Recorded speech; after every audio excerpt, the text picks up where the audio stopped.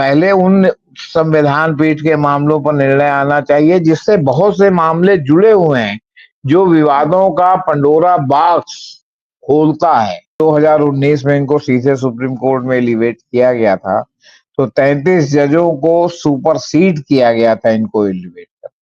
Justice HR. Khanna ने एक प्रकार से उन्होंने सिद्धांतों के लिए, मानवाधिकार के लिए अपने चीफ जस्टिस पद को सेक्रीफाइस कर दिया, ऐसा माना जाता था। सबसे बड़ी समस्या इस समय जुडिशरी के सामने है कि वो लंबित केसों की संख्या मुंह बाए खड़ी। दूसरा, जनता के बीच में, आम जनता के बीच में सुप्रीम कोर्ट की विश्वसनीयता लगातार कम हो रही। तो भाई जो शपथ ईश्वर के नाम से लिए हैं, तो पता नहीं किस किन मामलों में ईश्वर से जो है प्रेरणा मिलेगी हमारे माननीय चीफ जस्टिस को। संविधान से प्रेरणा लेना और ईश्वर से प्रेरणा लेना दोनों अलग अलग चीजें हैं।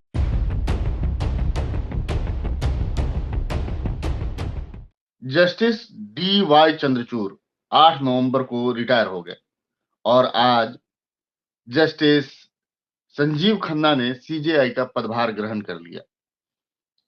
जस्टिस चंद्रचूड़ के कार्यकाल के दौरान कई सारे फैसले आए, कई विवादास्पद फैसले हैं। कुछ फैसले जस्टिस संजीव खन्ना के हवाले छोड़ दिया गया, जैसे राजनीतिक बंदियों का मामला क्या होगा, समलैंगिक विवाह पर क्या स्थिति रहेगी, इन सब कई सारे चुनौतीपूर्ण मसला रहेगा जस्टिस संजीव खन्ना के सामने।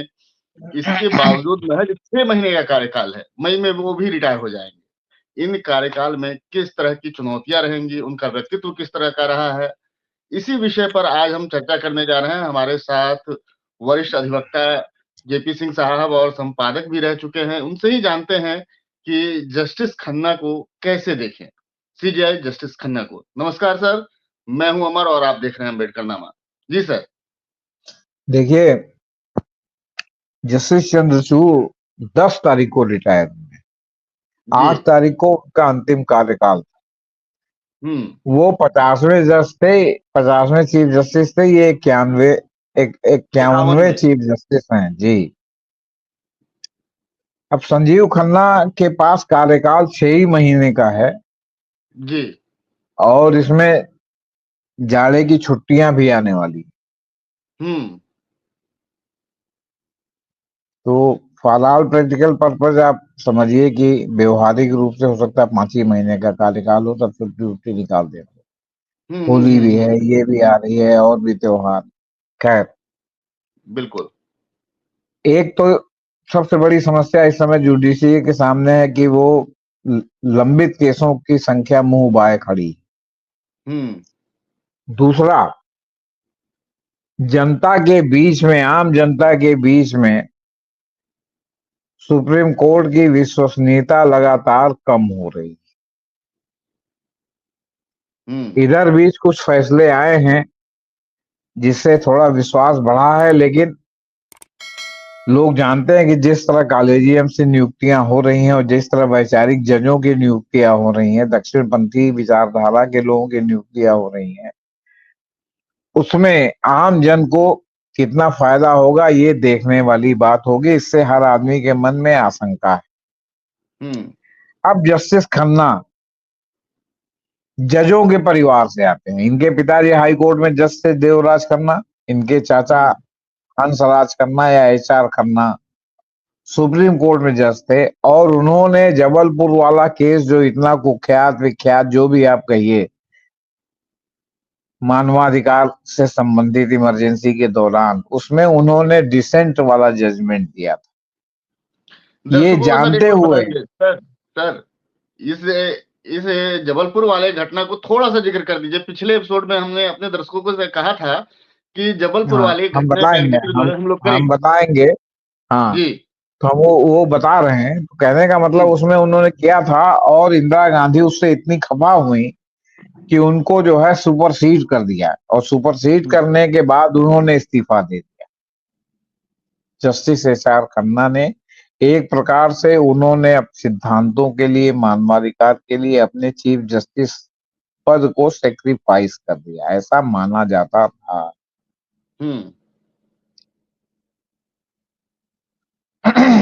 उनके ये भतीजे हैं और इनके पिता देवराज खन्ना जो है वो दिल्ली हाई कोर्ट में जज थे। और ये तीसरी पीढ़ी के वकील हैं, 3 पीढ़ी से वकील हैं। और जो लगातार कहा जाता है जुडिशरी में भाई भतीजावाद है, वो कहीं ना कहीं इनके ऊपर भी आक्षेप लगेगा और लगता रहा है। तो एच.आर. खन्ना ने तो चीफ जस्टिस का पद सेक्रीफाइस कर दिया, लेकिन अभी तो पिछले मोदी जी के कार्यकाल में अभी तक कोई सुपरसीड नहीं हुआ है। वो जजमेंट चाहे जो दे, और हालांकि ऐसे चीफ जस्टिस भी नहीं हुए हैं कि जो बहुत सीधे कन्फ्रंटेशन सरकार से लें, जिस तरह एच.आर. खन्ना ने लिया था। लेकिन अभी आपके जस्टिस संजीव खन्ना ने जिस तरह ईवीएम के मामले में चुनाव आयोग को क्लीन चिट दी, जिस तरह ईवीएम और जो है वीवीपैट की गिनती मिलाने में क्लीन चिट दी, जिस तरह और सब मामले में क्लीन चिट दी, उसको लेकर के जो है लगातार इनके बारे में जो है वो लोगों के मन में संदेह है, विधिक सर्किल में भी है और आम जनता के भी। दूसरी बात, जब 2019 में इनको सीधे सुप्रीम कोर्ट में एलिवेट किया गया था, तो 33 जजों को सुपरसीड किया गया था इनको एलिवेट कर। और मोदी जी का ही कार्यकाल था जिनके बारे में कुख्यात है कि वो कभी भी विपरीत विचारधारा के किसी को उन्होंने जल्दी जज नहीं बनने दिया, चाहे हाई कोर्ट का जज हो चाहे सुप्रीम कोर्ट का जज। लटका रहा मामला, लटका रहा। कई लोगों का तो हुआ भी, कई लोगों का तो नाम कॉलेजियम ने तय किया और नाम भेजा नहीं, उसमें भी गोलमाल हो गया। एक दो जज जब हट के कॉलेजियम का स्वरूप बदल गया तो उनका नाम हटा के दूसरे का नाम भेज दिया। तो अब मास्टर ऑफ रोस्टर भी संजीव खन्ना हो गए हैं। मतलब जो ये मामला सुनेंगे, इसके अलावा ये अपने ब्रदर जजों के बारे में अच्छी तरह से जानते हैं कि कौन किस विचारधारा का है, कौन कौन जो है तटस्थता के साथ विचार करता है, केवल कानून और संविधान को तरजीह देता है, कौन थोड़ा लेफ्ट ओरिएंटेड है और कौन बिल्कुल घोर दक्षिणपंथी है। तो ये जब मामले को सुनवाई के लिए आवंटित करेंगे, जो सिस्टम चल रहा है, उससे ये पता चल जाएगा कि ये सुप्रीम कोर्ट को किधर ले जाना चाहते। अब थोड़ा एडीएम वाला मामला। अब ये जो एच.आर. खन्ना साहब थे जस्टिस, उन्होंने आपातकाल के दौरान एडीएम जबलपुर मामले में असहमतिपूर्ण फैसला लिखने के बाद 1976 में इस्तीफा दे दिया था। क्यों? क्योंकि जो है वहां जो है सुप्रीम कोर्ट में उनको सुपरसीड कर दिया गया था तत्कालीन सत्ता द्वारा, आपसे बता रहे। तो अब आपातकाल के दौरान मौलिक अधिकारों को रद्द किए जाने को बरकरार रखने वाले संविधान पीठ के बहुमत के फैसले को न्यायपालिका पर एक काला धब्बा माना गया। न्यायमूर्ति खन्ना ने इस कदम को असंवैधानिक और विधि के विरुद्ध घोषित किया था और इसकी कीमत उन्हें तब चुकानी पड़ी जब तत्कालीन केंद्र सरकार ने उन्हें दरकिनार कर जस्टिस एम.एच. बेग को अगला प्रधान न्यायाधीश या मुख्य न्यायाधीश बना दिया। जस्टिस खन्ना 1973 के बहुचर्चित केशवानंद भारती केस में भी जो संविधान पीठ थी उसके वो जो है क्या कहते हैं सदस्य थे। ऐतिहासिक फैसला जो केशवानंद भारती का अभी तक चल रहा है उसमें भी वो सदस्य थे। अब उनके बरक्स संजीव खन्ना साहब, जो जस्टिस संजीव खन्ना हैं, केजरीवाल को इन्होंने एक जमानत दी थी, अंतरिम जमानत दी थी जब वो चुनाव प्रचार में आए थे। तो इसको भी वैसे तो केजरीवाल को संघ की बी टीम माना जाता है नहीं है पता नहीं, अभी तो फिलहाल इंडिया गठबंधन की तरफ है।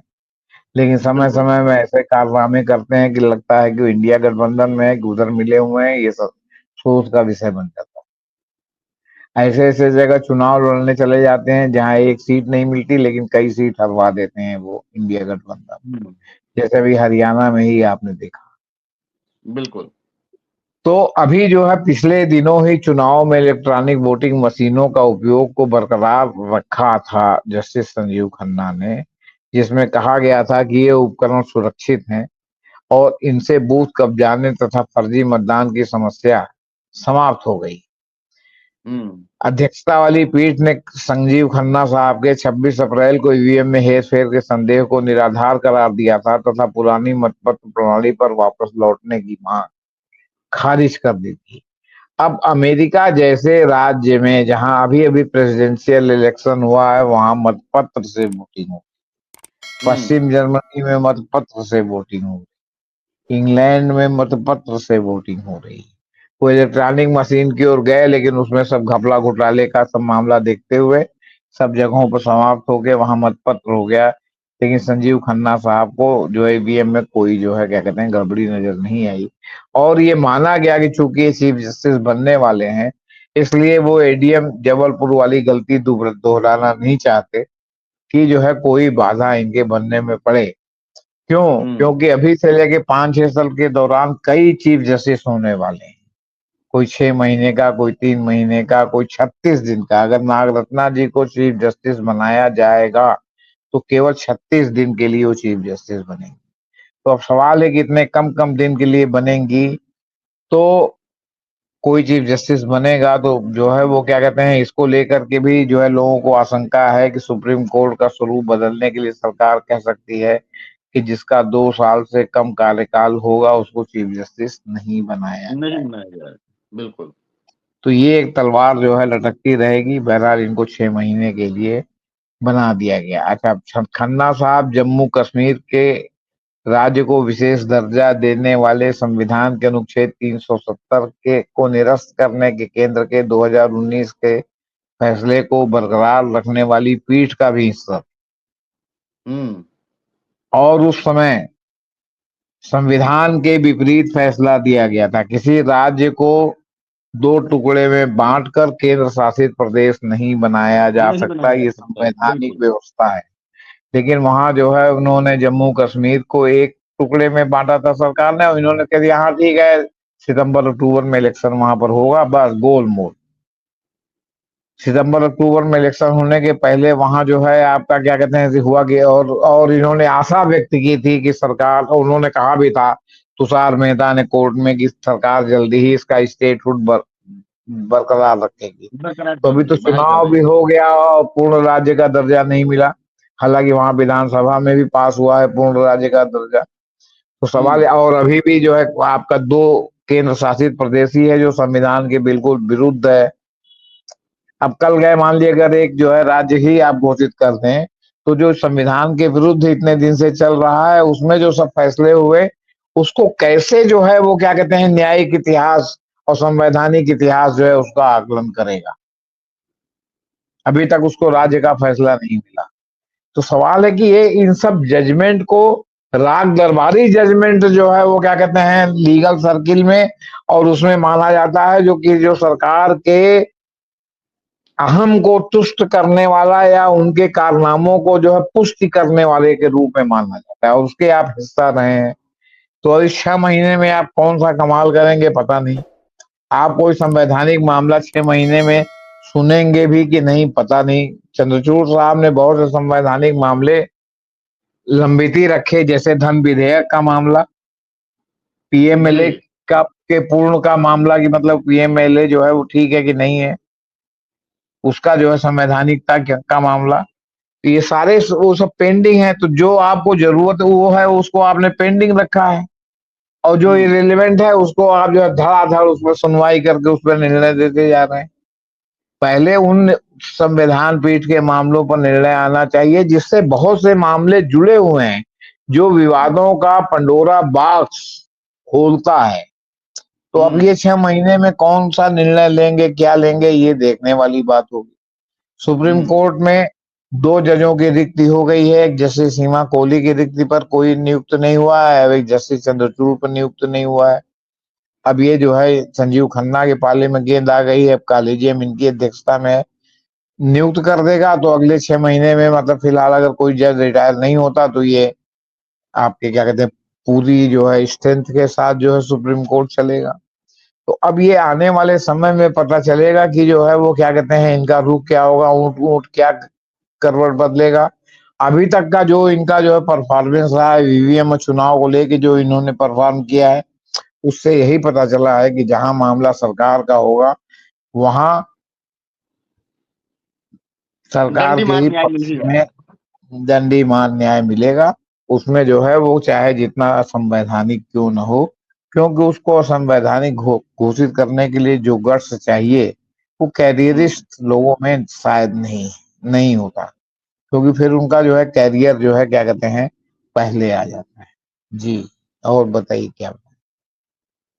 सर ये पिछले ही कुछ दिनों से देखें, पिछले जी दो जी तीन चार सीजेआई के कार्यकाल को ही देखें, जहां जी मसला सरकार की लाभ का या सरकार के हित की टकराव की बात आती है, वहां सुप्रीम कोर्ट सरकार के साथ खड़ी दिखती है। और जहां सरकार का मतलब नहीं रहता है, वहां संविधान धाराएं और बाकी तमाम चीजों का उल्लेख करके लब्बोलुआब के साथ संविधान को सामने रख के दिया जाता है फैसला। और आप एक बात बाकी बताइए, आप एक बात बताइए, समलैंगिकता के पक्ष में जो हम्म। सुप्रीम कोर्ट ने फैसला दिया, सबरीमाला में महिलाओं के प्रवेश के में को लेके जो सुप्रीम कोर्ट ने फैसला दिया, हम्म। उससे देश के आम आदमी कामनर को क्या फायदा मिला। एग्जैक्टली। अब समलैंगिकता एक बीमारी है या एक सेक्स ओरिएंटेशन है जो लोग कहते हैं कि बाई बर्थ बहुत लोगों में होता है, हम्म। तो वो कम्युनिटी बहुत ही सीमित है। उसको अगर आपने दिया और आप एक बल्कि जो है गे जज को जो है वो आपके क्या कहते हैं गे वकील को आप सुप्रीम कोर्ट में सौरभ कृपाल को बनाना भी चाहते थे, हाई कोर्ट में जज हाई कोर्ट से सुप्रीम कोर्ट लाना भी चाहते थे और केंद्र सरकार ने नहीं माना। तो ये जो एलजीबीटी का है एक समुदाय विशेष है जो कहा जाता है, बहुत ही मतलब सुपर माइनॉरिटी है, माइक्रो माइनॉरिटी है, हम्म। उसको अगर आपने उसके पक्ष में फैसला दिया तो ये आम आदमी को इससे क्या फायदा। एग्जैक्टली। अब सबरीमाला में महिलाओं का प्रवेश तो ये तो पूरे भारतवर्ष में है कि दलितों का प्रवेश कहीं भी होगा, मंदिरों में भी रोका नहीं जाएगा, लेकिन क्या हम्म। व्यवहार में है कि उनको मंदिरों में प्रवेश मिलता है? क्या नहीं। व्यवहार में है कि वो जो है गांव में पंडित जी ठाकुर साहब भूमियार के कुएं से जब चाहे जाके पानी निकाल ले आए? आज की डेट में भी है। उन्होंने तो एक ठाकुर का कुआं कहानी लिख दी थी, तो उसको लेके बड़ा जो है वो समय समय पर बवाल होता रहता है। क्या आज की डेट में है, क्या आज की डेट में जो बड़ी जातियों के तथाकथित लोग हैं या ब्राह्मण देवता हैं जिनका सारे लोग फॉलो करते हैं, क्या वो दलितों को अपने बगल के पंगत में बैठा करके उनके साथ कच्चा भोजन करते हैं दावल चावल का? क्योंकि यहाँ हम्म। बिरादरी भोज का मतलब होता है दावल चावल दाल का भोजन। बिल्कुल। दावल चाल हमारे मुंह से निकल गया है, पूरी का नहीं, चावल लाए। पूरी जी कहीं भी जी। चावल दाल। हम्म। तो सवाल इस बात का है कि जब ऐसा नहीं है तो ये जो सबरीमाला में आपने महिलाओं को तथाकथित प्रवेश दिया या नहीं दिया उससे क्या फर्क पड़ता है? आपका शास्त्र ही कहता है कि जो देवता ब्रह्मचारी हैं उन्हें महिलाओं को नहीं छूना चाहिए, हम्म। लेकिन भक्ति का आलम ये है, ये आपका शास्त्र कहता है अगर आप उसको मानते बिल्कुल। हैं तो। हम्म। भक्ति का आलम ये है कि आप हनुमान मंदिर में जाएंगे जहां महिला का प्रवेश मूर्ति तक है, तो हनुमान जी का पैर दबाते हुए कि तो लगता है कि हनुमान जी ज्यादा खुश हो जाए उसके ऊपर, जबकि महिला को छूना वर्जित बताया गया है। हम्म। इसी तरह जो सबरीमाला मंदिर है वो भगवान अयप्पा का मंदिर है। अब भगवान अयप्पा को भी बैचलर देवता माना जाता है, वो जो है सदगृहस्थ देवता नहीं है। तो हम्म। बैचलर देवता हैं इसलिए वहां है कि साहब महिलाओं का प्रवेश ना हो। तो आपने उनका मान लिया प्रवेश कर दिया, तो उत्तर भारत में तो महिलाओं का सब जगह प्रवेश है। यहाँ तो हनुमान जी का जाके अगर मूर्ति तक पहुंच जाए तो पैर तक हम्म। महिलाएं दबाती हैं। तो इससे उत्तर भारत की महिलाओं, पूर्वी भारत की महिलाओं, पश्चिमी भारत की महिलाओं को क्या फायदा हुआ? ठीक एग्जैक्टली। है, आपने बहुत क्रांतिकारी जजमेंट देने की कोशिश की, लेकिन जस्टिस लोया की मौत हो गई, आपने उसको जो है हवा में उड़ा दिया। आपके क्या कहते हैं अयोध्या में जो है जो विवादित स्थल था,